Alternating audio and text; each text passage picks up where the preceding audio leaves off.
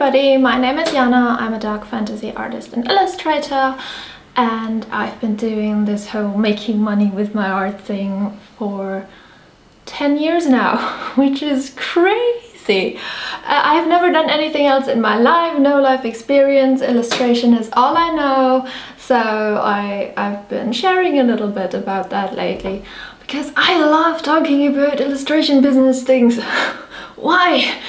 Also, I learned so much from other artists when I was starting out, and I just want to give back a little bit now that things are going weirdly well for me, so hooray! Yeah, today we're going to talk a little bit about why I work in traditional and digital media. Like I blend everything together, that's what I do, and it confuses the hell out of people.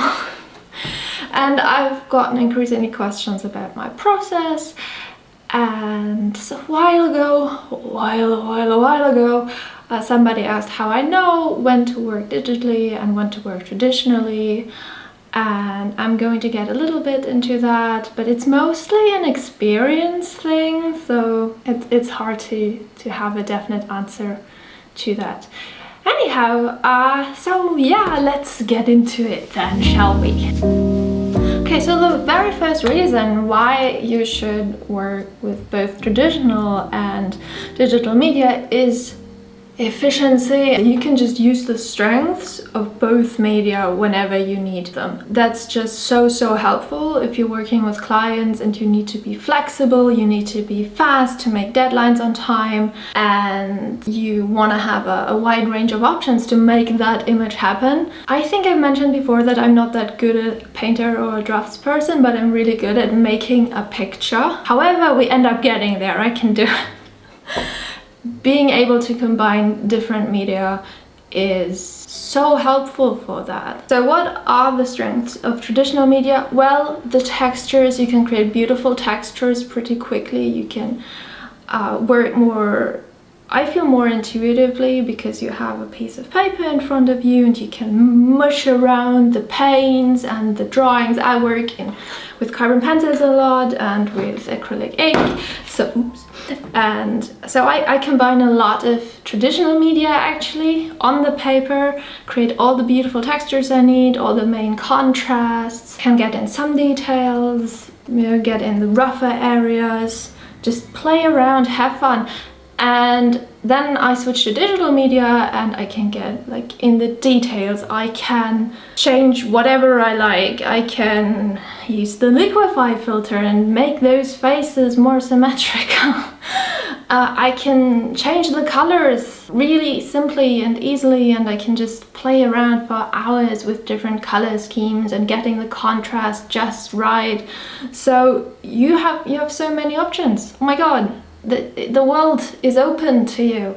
So yeah, just combining the media is so helpful. I do not need to, if I have to do revisions, I don't need to go back to the traditional piece, do the revisions there, then scan it again, then do like edits again. No, I just work on the digital piece that I have now. I never go back to the traditional piece once I have it scanned. That's like a golden rule for me. Back to the question of when I know to go digital.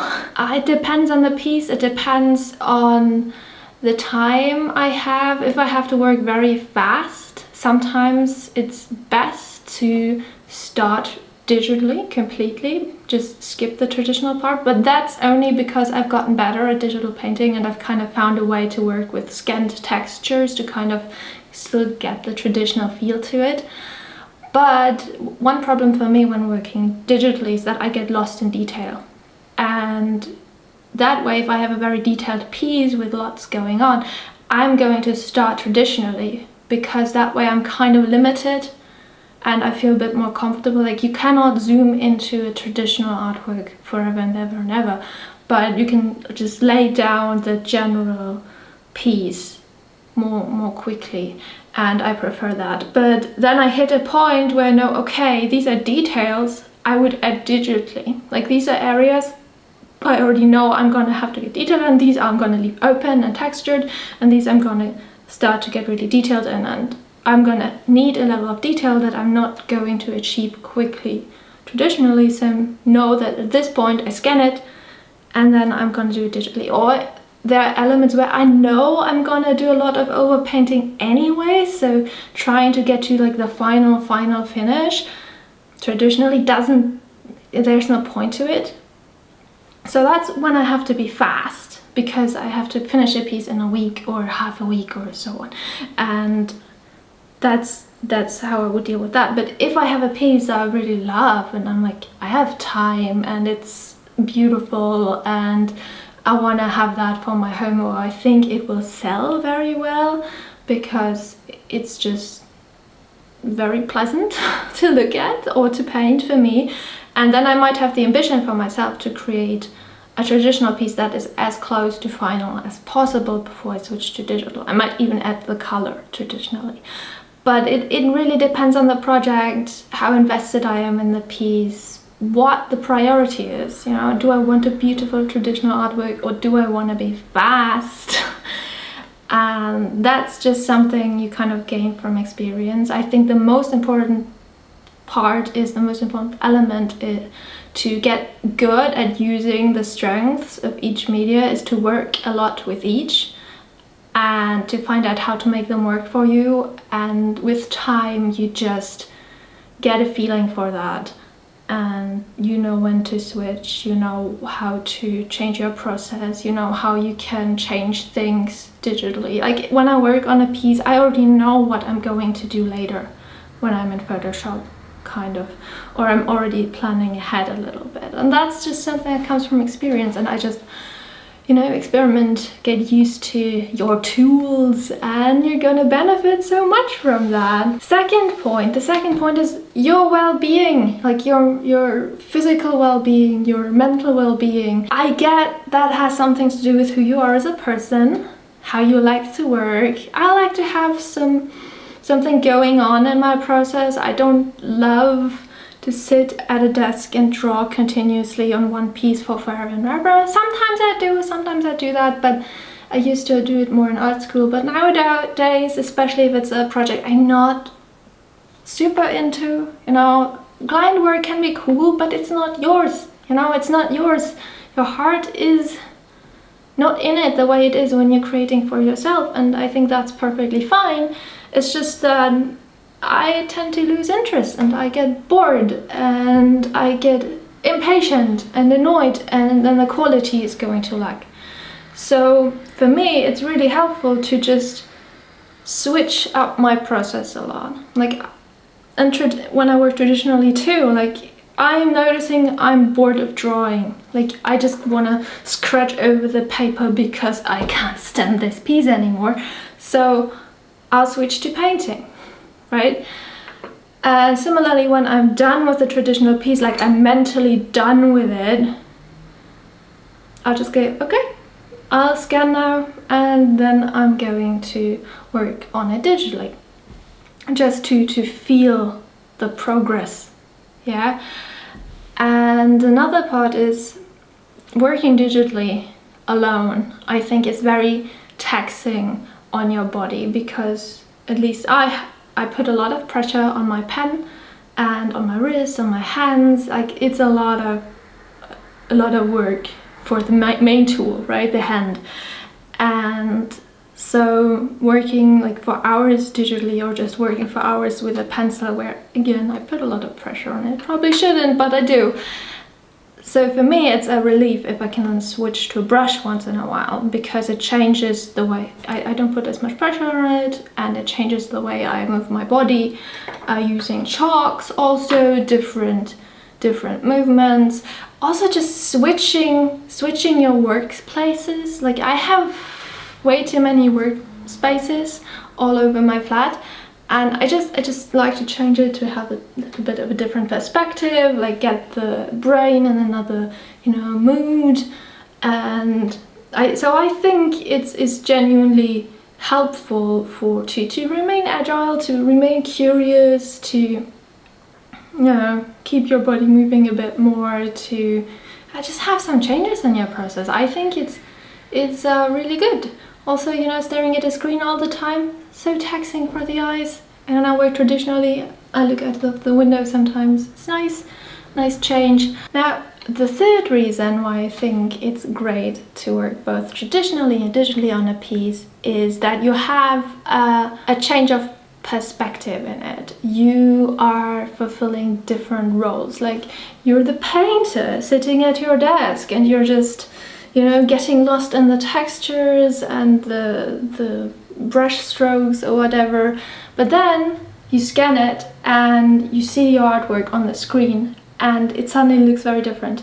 Now, maybe it's different for people who work on a smaller scale, but most of my artwork is like this size, so I have perspective, foreshortening issues when I look at it and stuff like that. So I'm gonna see it very differently when I work on it than when I see it on the screen after I've scanned it. So some issues will be just more visible to me. I'm just coming back at it with a fresh eye, and I think that is very valuable, and I think about it differently as well, because I'm not once I've scanned it, I'm not in paint mode, getting all the details right. I'm the editor now. I'm looking at the artwork and I'm trying to see which areas work and which areas don't work, and where I will need more detail and where the texture is, you know, shining and beautiful, and where we keep everything as it is. And I'm just trying out different colors. And I think just this switching in mental modes is super helpful when it comes to creating a good piece. And again, it's just, you know, a breath of fresh air during your process. So I think that's very helpful. Now, the fourth reason why I think it's the best way to work, you know, to blend the digital and the traditional, is you get the benefit of the undo button, and you get the benefit of just painting over stuff. And you can just delete layers later on. And it's such a safety net during your process. And I feel it's mentally so freeing if you can sit down on your artwork and your painting, and you know you can always change things. You can always undo something. And to a certain extent, I already have that working in acrylic paint. I can always lay acrylic paint on top of, you know, itself. But it's just great knowing that everything works in a piece. Like, I think the face is beautiful, it's just that the eye is a little bit too low. I know I will, once I've scanned it, I'll just, you know, move the eye a little bit up digitally. No stress. I can keep everything the way it is, the way I like it, and I know later on I can fix it. And there is some disadvantage to that, is I might be a little bit lazy when it comes to planning my pieces, because I know I can fix everything in post, but it's so freeing. It takes so much pressure off you, and it also makes you braver. Knowing you can change everything, knowing nothing bad happens if you mess up a brush stroke, or, you know, mess up in it some other way. It's so freeing, and you're just more likely to try things out or to make that brave decision during your process, because you know it can be undone. Now, if you work just traditionally, you might know you have to start new, and that might be great and you're learning so much, but it's also frustrating. And I like to just start a piece and then just work over it and over it and over it until I'm done and I have something that's finished. I don't really restart pieces. I find that just demotivating. But for some artists, that's the way to go. It's not for me. So I like to have a process where I can just change everything always and forever if I want to. So nothing you do has consequences. And in my mind, the piece is done when it looks good. And I work at it as long as I need to until it looks good.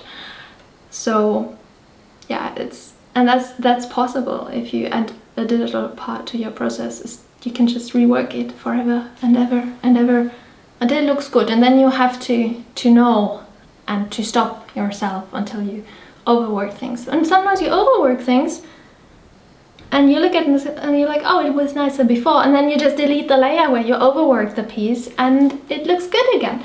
Never mind, so that's that. The fifth and last point, which kind of has to do with that, is innovation and experimentation, because you can do anything you want means you can do anything you want, and you can just try whatever, and you know, just splash stuff on your piece traditionally, splash textures on your piece digitally. You can just try so many things, and working just with traditional media as well, it's so freeing, and you can just experiment so much and find new ways of using your tools, and it's so exciting. It's just so exciting, and you don't always know what it's going to look like, and sometimes your digital work is going to inspire your traditional work, and sometimes the other way around. Like, this sketchbook is inspired by digital pieces that I did, because I worked on this Ghost series, which consists of watercolor text. They're essentially digital collages of watercolor textures, and they look so cool and stick together. And then I just started working with traditional textures the way that I was working with the textures digitally, and it was so interesting to explore, and I still love it so much. It's not a great style to work with for clients, because it's just very much intuitive painting, but oh my god, it is so cool. These are some of my best pieces. I did them as a Patreon project, and it was, you know, behind a paywall, and I never really did anything with this. This is so cool. So my favorite work, so not commercial, but oh my god. I'm just showing off my sketchbook now. I'll just do a sketchbook tour after this. Yeah, I just think it's such an inspiring process, and it opens so many doors for you mentally. Like, my home right now is, as I'm filming this, is that I'll have some footage for you of me blending some traditional painting with vintage public domain imagery, and then maybe rendering some of that digitally and kind of fusing it together. And right now I'm so excited about this, and you can do that traditionally technically, but I feel like the mental barrier is so much stronger than, you know, going to the computer and you just play and you use all your traditional assets that you've scanned, and you just get to be wild with them. So yeah, I think it's a beautiful way of working, and I think if you've never tried it, I think you should. I think it can really elevate your traditional work. It can inspire you to create new stuff, to, you know, spark new ideas, and to create something that is very much your own, because you just have so many options and you can pick and choose from. And I think, yeah, I think it's, you know, for practical reasons, it's just the way to go, and for artistic reasons, it's just so interesting. You can do so much with it. So yeah, that's it. I hope it's been helpful a little bit. Thank you so much for watching. It's lovely to see you. Not see you, you're invisible to me. It's tragic. It's tragic. You're the invisible people. Like Icelandic fae folk. Never mind. I'll see you whenever I see you. Never. I won't see you never, but you will see me again. At some point, I don't know. I'm just still really busy. I have no idea when I managed to finish these videos. So the ambition is at least every other week, but I don't know. Anyways, bye. Have a lovely day. Bye.